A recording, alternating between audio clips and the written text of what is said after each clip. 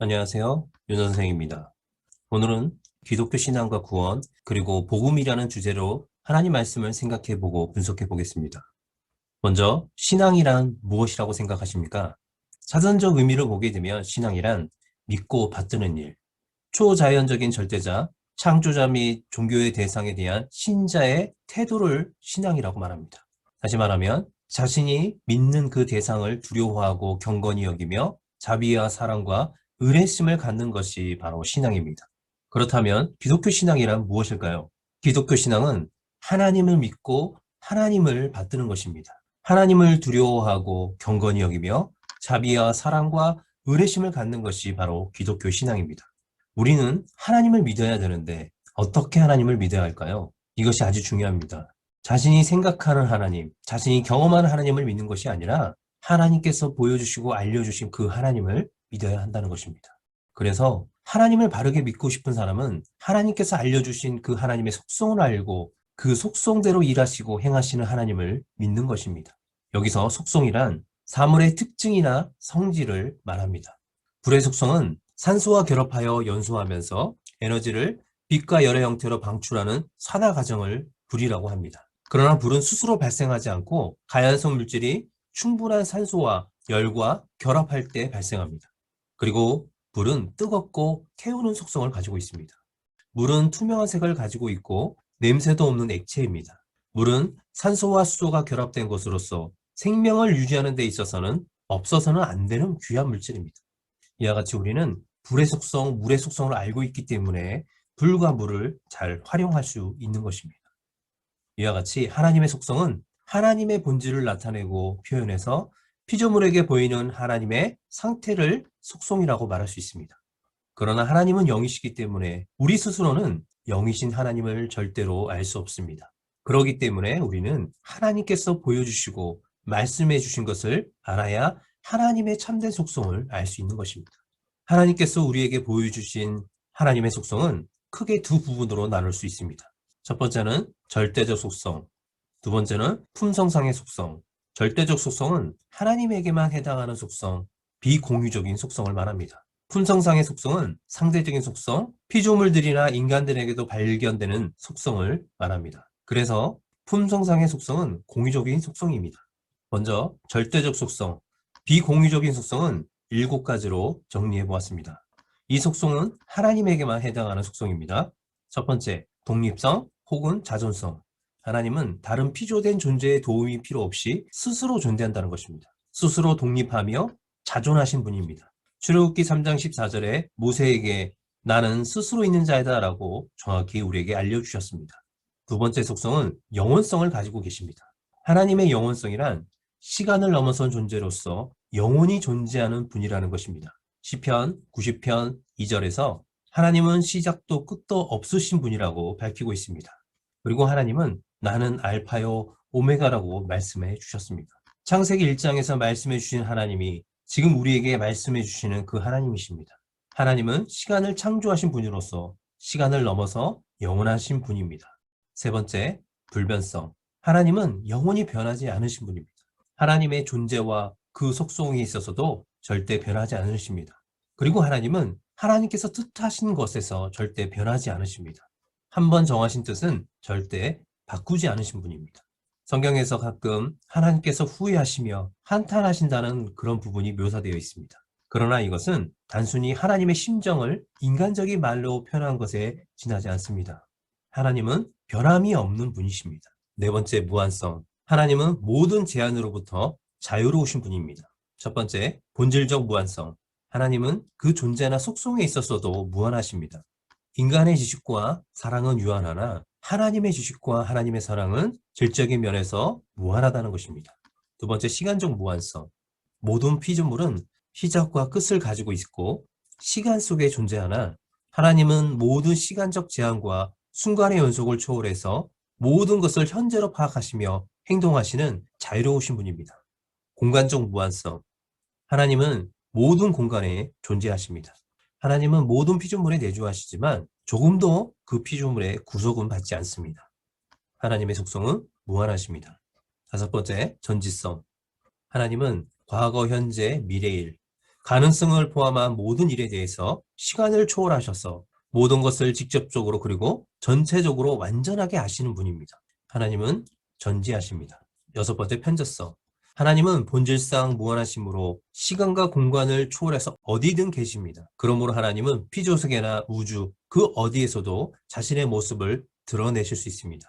일곱 번째, 전능성. 하나님은 뜻하신 모든 일을 하실 수 있는 전능하신 분입니다. 그러나 하나님은 자신의 본질 및 속성에 반대되는 것을 절대 하지 않으십니다. 이상으로 하나님의 절대적 속성, 비공유적인 속성에 대해서 알아보았습니다. 이 속성은 오직 하나님 한 분만이 가지고 있고 다른 어떤 존재도 이 속성을 가질 수가 없습니다. 이제 하나님의 품성상의 속성, 공유적인 속성을 생각해 보겠습니다. 품성상의 속성.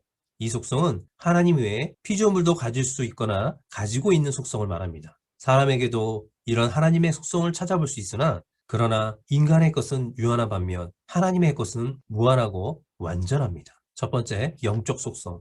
인간은 영과 육으로 존재하지만 하나님은 순수한 영이십니다. 영이신 하나님의 속성을 세 가지로 생각해 볼 수 있습니다. 첫 번째는 불가견성. 육체가 없으신 영이신 하나님은 인간의 오간으로 식별되지 않는다는 것입니다. 두 번째는 생명성. 천사, 마귀, 인간도 영적 존재이며 생명을 갖고 있는 것과 마찬가지로 영이신 하나님도 살아계신 분입니다. 하나님은 생명이십니다. 세 번째는 인격성.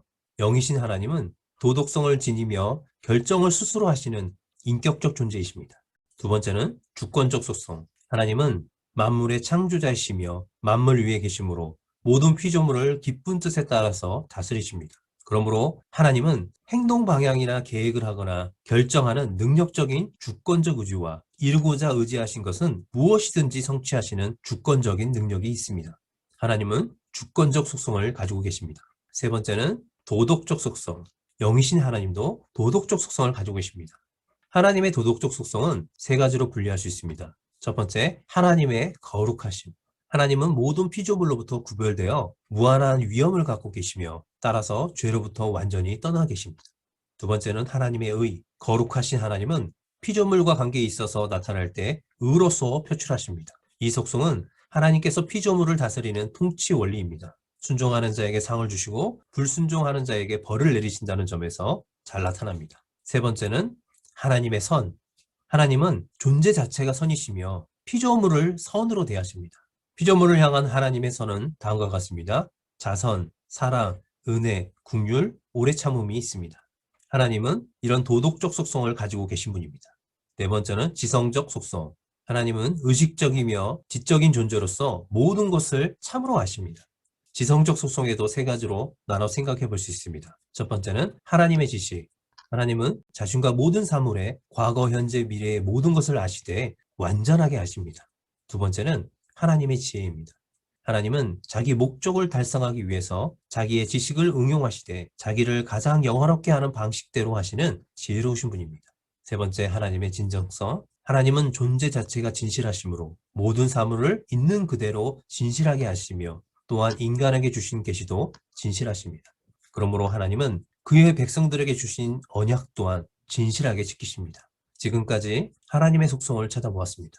그런데 우리는 하나님의 속성을 살펴볼 때 한 가지 주의할 사항이 있습니다. 하나님을 생각할 때 하나님의 속성 중에 그 어느 것 하나라도 따로 분리시켜서 생각해서는 안 된다는 것입니다. 하나님은 동시에 이 모든 속성을 전부 다 가지고 계십니다. 그러므로 우리는 하나님의 속성 중 한 부분만 강조하며 이야기하면서 하나님은 이런 분이라고 단정해서는 안 된다는 것입니다.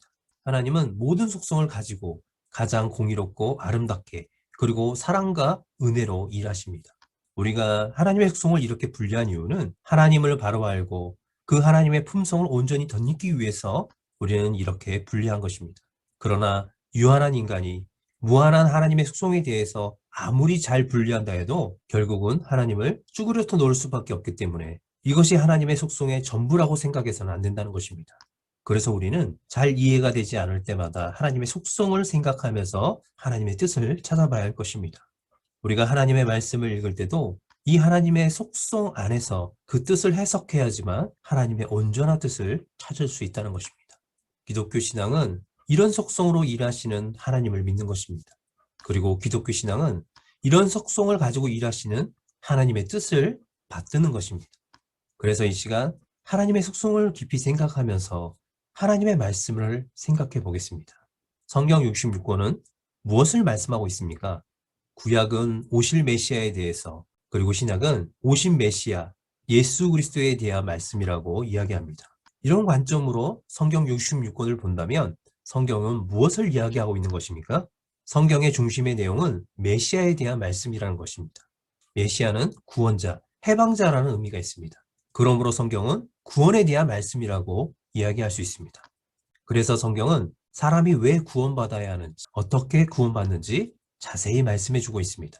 이것이 우리에게 성경을 주신 하나님의 뜻입니다. 그러므로 기독교 신앙은 하나님께서 우리에게 주시는 구원을 믿고 받드는 것입니다. 이것이 복음입니다. 구원은 하나님의 복음을 믿는 자들에게 주십니다. 이제 하나님의 속성을 생각하면서 우리에게 주시는 구원과 복음이 무엇인지 다시 한번 생각해 보겠습니다. 구원이란 무엇일까? 사람은 왜 구원받아야 할까요? 이것을 바르게 이해하기 위해서 하나님의 말씀을 보면서 생각해 보겠습니다. 창세기 1장 1절. 태초에 하나님이 천지를 창조하시니라. 누가 세상을 창조하셨습니까? 하나님이 세상을 창조하셨습니다. 그런데 그 하나님은 어떤 속성을 가지고 계신 분입니까? 조금 전에 우리가 나눴던 하나님의 속성을 생각해 보겠습니다. 하나님은 스스로 존재하신 분이며 영원하시고 절대 변함이 없으시고 무한하시며 전지전능하시고 선하시고 무한한 사랑이 있으신 하나님께서 하늘과 땅을 창조하셨습니다. 그런데 2절 말씀을 보면 그 땅은 하나님의 속성과 좀 다른 모습입니다. 2절을 보면 하나님의 속성으로 만들어진 땅이 아니었습니다. 땅이 온돈하고 공허하며 흑암이 깊음 위에 있다. 전능하시고 완전하신 하나님께서 만드신 땅이 왜 이런 모습일까요? 하나님은 빛이신데 하나님께서 창조하신 땅이 어떻게 흑암이 있고, 하나님은 질서의 하나님이신데 어떻게 땅이 혼돈하며, 하나님은 충만하신 분인데 어떻게 땅이 공허할 수 있을까요? 그동안 우리는 이 부분을 깊이 생각하지 않았습니다. 하나님의 속성을 생각해 볼 때 2절의 말씀은 이해가 되지 않습니다. 그래서 오늘 그 이유를 찾아보려고 합니다. 타락한 천사 마귀는 하나님의 창조 계획을 거부했고 하나님께 대항해서 땅으로 쫓겨났습니다. 마귀가 땅을 혼돈하게 만들고 공허하게 만들고 그리고 어둠에 빠지도록 역사한 것입니다. 그러나 하나님의 계획과 뜻은 변하지 않았습니다. 그리고 하나님은 그 뜻을 완전하게 이루시는 분입니다. 아무리 마귀가 방해한다 해도 하나님의 계획과 뜻을 막을 수가 없습니다. 마귀가 망쳐놓은 이 땅을 하나님의 영이 운행하셨습니다. 그리고 하나님의 속성으로 이 땅을 창조하십니다.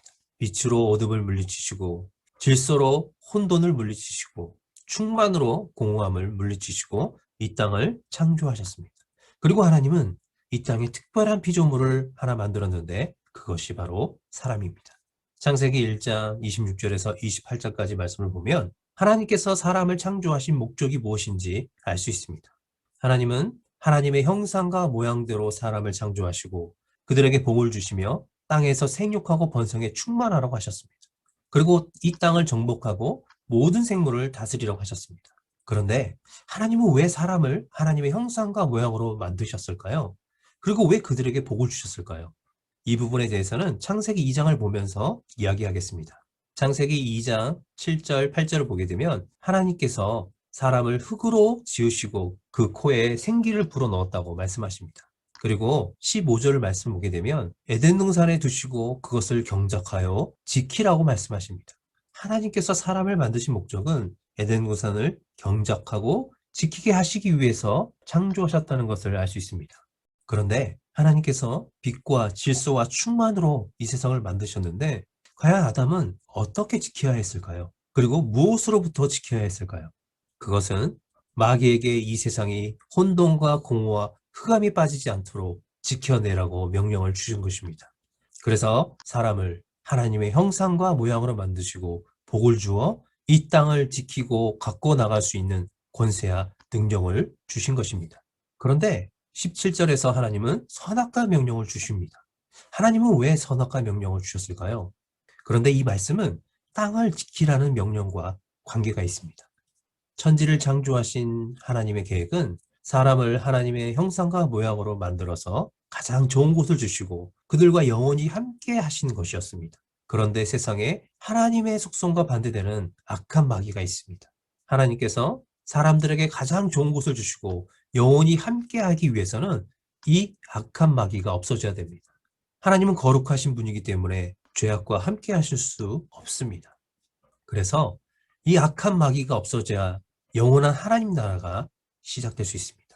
그래서 하나님은 사람에게 선악과 명령을 주셔서 사람과 함께 그 마귀를 심판하시기 위해서 선악과 명령을 주셨습니다. 이 부분에 대해서는 조금 더 자세히 설명해 보겠습니다. 타락한 천사 마귀는 하나님의 자리에 자기가 앉으려고 했습니다. 그래서 전능하시고 거룩하신 하나님은 그 마귀를 옆에 둘 수가 없어서 그 마귀를 이 땅으로 내쫓았습니다. 마귀는 분명히 악한 무리를 만들어서 하나님께 반역을 일으켰습니다. 그러나 그의 반역은 실제 모습으로 나타나지 않은 반역이었습니다. 만약 실제 나타났다면 하나님은 그 마귀와 그 세력을 그 시간에 바로 심판하셨을 것입니다.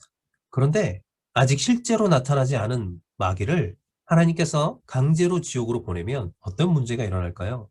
마귀는 자신의 죄를 인정하지 않을 것입니다. 마귀는 지옥에서 영원히 하나님을 불의한 분이라고 욕을 할 것입니다. 자신은 억울하다고 할 것입니다. 그래서 전능하시고 공의롭고 완전하신 하나님은 마귀를 강제로 지옥으로 보내지 않으셨습니다.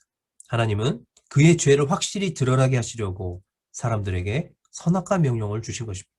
마귀는 하나님을 대적하고 반대하는 존재이기 때문에 마귀는 하나님의 말씀을 거짓말로 만드는 죄를 저지를 것입니다.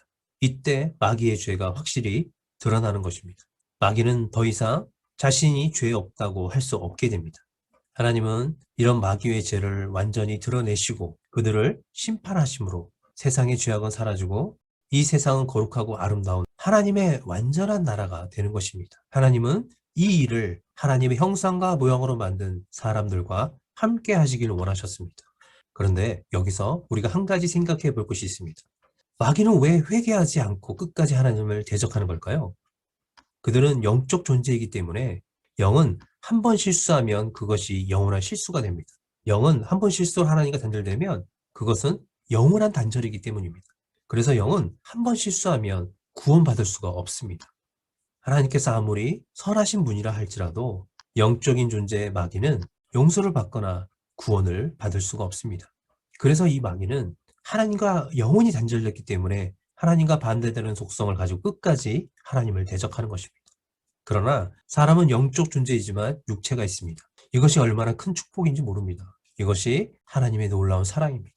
그러나 사람은 육체가 죽는 날까지 구원받지 못하면 영원히 하나님과 단절되어 사탄과 같은 존재가 되어버립니다. 그래서 사람은 살아있는 동안 반드시 구원을 받아야 합니다. 그래서 하나님은 사람의 육체가 죽기 전에 그들에게 복음을 주셔서 구원의 길을 열어주셨던 것입니다.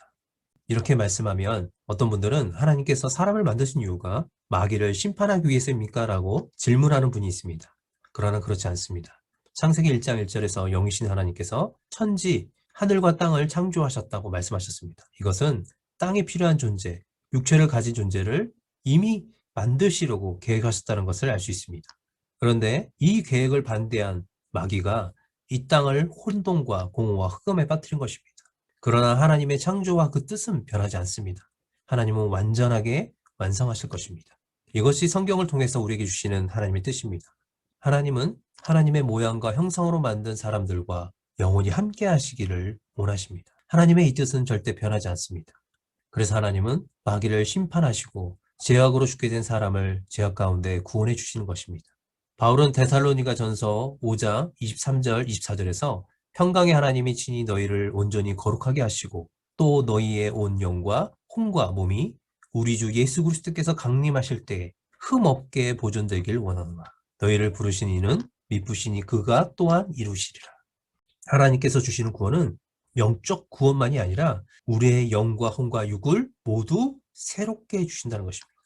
죽었던 그 영을, 죽었던 그 육체를 다시 살게 하시고 영원한 하나님 나라에 함께 할 수 있도록 우리를 구원해 주십니다. 하나님은 완전하게 완성하실 것입니다. 세상을 창조하시고 하나님의 형상과 모양으로 사람을 만드신 하나님께서 그 사람들에게 무엇을 바라셨을까요? 선악과 명령을 주신 이유가 무엇일까요? 그것은 하나님의 형상과 모양을 닮은 하나님의 자녀들이 마귀를 대적하기를 원하셨습니다. 마귀가 선악과 명령을 어기도록 유혹할 때 그때 아담이 하나님의 자녀들이 난 그래도 하나님의 말씀을 믿어요. 나는 오직 하나님을 신뢰해. 그래서 마귀야 떠나가라. 이렇게 마귀를 대적하기를 하나님은 원하셨습니다. 이것이 선악과를 주신 하나님의 뜻입니다. 창세기 1장 28절에서 생육하고 번성하라는 말씀을 보면 선악과의 명령이 일회성이 아니라 아담이 낳은 모든 자녀들까지 그렇게 하기를 원하셨다는 것을 알 수 있습니다. 그리고 영원하신 하나님께서 시간을 창조하셨다는 것은 그 시간은 영원하지 않다는 것이에요. 그 시간도 정해졌다는 것입니다. 하나님께서 정해진 시간, 하나님께서 원하신 그때까지 우리가 마귀를 대적하고 하나님의 말씀에 순종하며 하나님의 뜻을 받들기를 원하셨습니다. 그때 모든 죄악은 하나님의 심판으로 제거되고 그때부터 하나님께서 계획하신 영원한 나라가 시작되기 때문입니다. 그 날에는 시간도 없어지고 죽음도 없어집니다. 영원하시고 거룩하신 하나님과 우리는 영원히 함께 할 수 있는 것입니다. 그런데 하나님은 이 사실을 이 세상을 창조하실 때부터 말씀해 주셨다는 것입니다. 하나님은 세상을 창조하시고 일곱째 날을 복되게 하시고 거룩하게 만드셨습니다. 그리고 그 이유를 이렇게 말씀하십니다. 이는 하나님이 그 창조하시며 만드신 모든 일을 마치시고 그날에 안식하셨습니다. 그런데 이 말씀을 아담에게도 주셨고 이스라엘 백성에게도 주었다는 것입니다.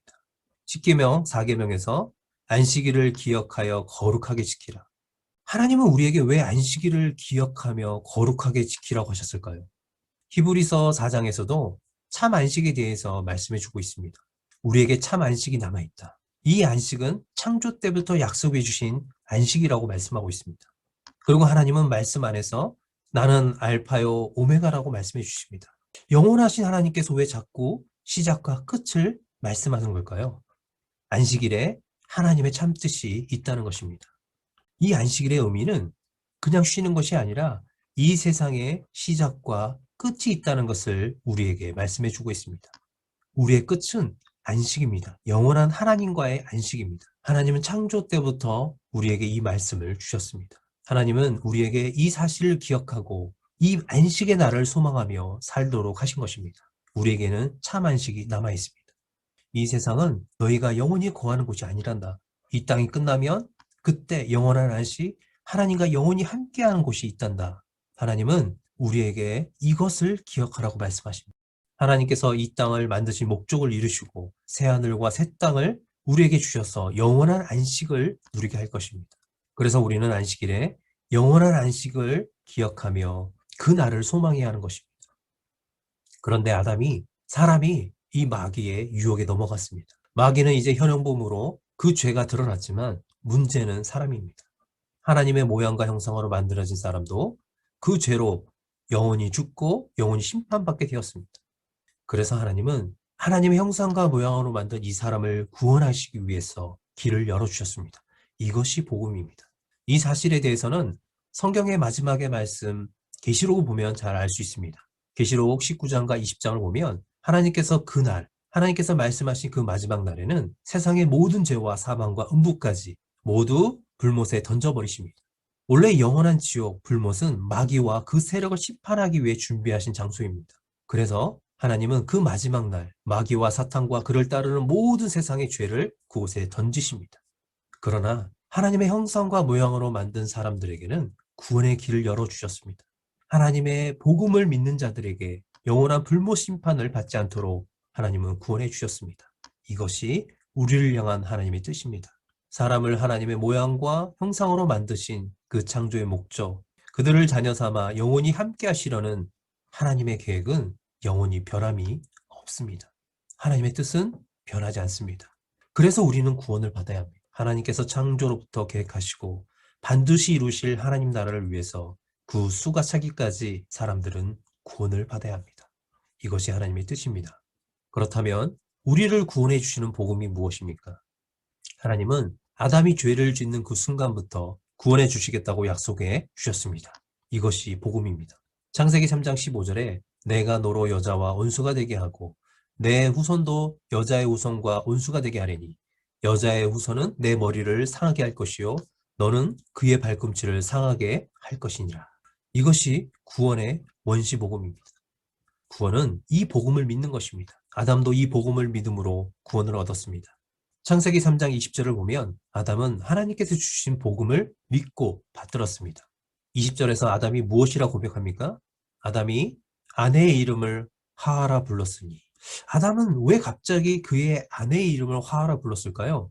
이것은 아담이 하나님께 주신 복음, 창세기 3장 15절 말씀을 믿었다는 것입니다. 하란, 즉 생명이란 뜻입니다. 하 안에 생명이 있다는 것을 믿은 것입니다. 아담은 하나님께서 주실 여자의 후손이 사망의 아비인 사탄의 권세를 부셔버린다는 창세기 3장 15절의 말씀을, 그 언약을 확실히 믿었다는 것입니다. 아담은 자신의 아내가 여자의 후손을 낳음으로 다시 영원한 생명으로 이어갈 수 있는 길이 열렸다는 그 소망을 굳게 믿고, 이를 소망하는 심정으로 아내의 이름을 하와, 즉 생명이라 부른 것입니다. 아담의 고백은 하나님의 그 복음 안에 영원한 생명을 유지할 수 있는 그것을 받들겠다는 신앙의 선언이 있었던 것입니다. 그래서 21절에서 하나님께서 아담과 하와에게 가죽옷을 지어 입혀주셨습니다. 이것으로 아담은 하나님께서 주신 구원을 받았다는 것을 알 수 있습니다. 그리고 아담의 삶을 볼 때 아담이 그 믿음으로 살았다는 것을 알 수 있습니다. 아담이 930년을 살면서 이 복음을 후손들에게 전했습니다. 그래서 아벨이 있을 수 있었습니다. 셋이 있을 수 있었습니다. 에노스가 있을 수 있었습니다. 노아가 있을 수 있었습니다. 만약 아담이 이 복음을 믿지 않고 전하지 않았다면 그 자녀들은 알 수가 없기 때문입니다. 이것은 구원받은 자가 이 땅에 남아있는 이유이기도 합니다. 우리들도 하나님의 복음을 듣고 구원받았습니다. 여자의 후손으로 오신 예수 그리스도를 우리는 믿고 예수님께서 사망 권세를 깨뜨리고 승리한 것까지 알고 믿습니다. 그러므로 구원받은 우리들은 하나님의 뜻이 이루어지는 그 순간까지, 예수 그리스도가 다시 오시는 그 순간까지 이 구원의 복음을 전해야 할 것입니다. 하나님의 형상과 모양으로 회복되는 그날까지 우리는 마귀를 대적하고 이 믿음으로 살아야 할 것입니다. 그리고 구원은 끝이 아닙니다. 이 구원의 날이 새로운 시작이며 영원한 하나님 나라의 시작이라는 것을 믿고 우리는 이 날을 소망하며 믿음으로 살아가야 할 것입니다. 마지막으로 한 가지 더 생각해 보겠습니다. 믿는 자와 믿지 않는 자가 지금 죽으면 어떻게 되는 것일까? 누가복음 16장에서 예수님은 비유로 부자와 나사로의 말씀을 주셨습니다. 그때 부자가 죽어서 갔던 곳은 음부라고 말씀해 주십니다. 그리고 거지 나사로는 아브라함의 품에 있었다고 말씀해 주셨습니다. 그 거지 나사로가 있던 곳은 누가복음 23장 43절에서 예수님께서 이렇게 말씀하십니다. 오늘 내가 나와 함께 낙원에 있으리라. 믿는 자들은 새하늘과 새 땅, 영원한 하나님 나라가 시작되기 전까지 낙원에서 있을 것입니다. 아담부터 현재 예수님을 믿는 모든 자들이 지금 낙원에서 기다리고 있습니다. 예수님께서 다시 재림하시고 이 땅의 모든 것이 끝이 날 때 하나님 나라는 완성될 것입니다.